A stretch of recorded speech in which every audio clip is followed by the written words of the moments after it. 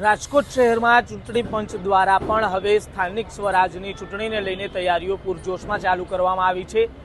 રાજકોટ શહેરના દ્રશ્યો છે કે જે આગળ દેખાડી રહ્યો છું કે જે ચૂંટણી પંચ દ્વારા ઈવીએમ ફાળવવામાં આવ્યા છે તે તમામ ઈવીએમો અહીંયાથી છે તે લઈ જવામાં આવી રહ્યા છે। જે રાજકોટ મહાનગરપાલિકાની ચૂંટણી શાખા છે ઈવીએમ સ્ટ્રોંગ રૂમ ખાતેથી આ ઈવીએમો છે તે અહીંયાથી લઈ જવામાં આવી રહ્યા છે।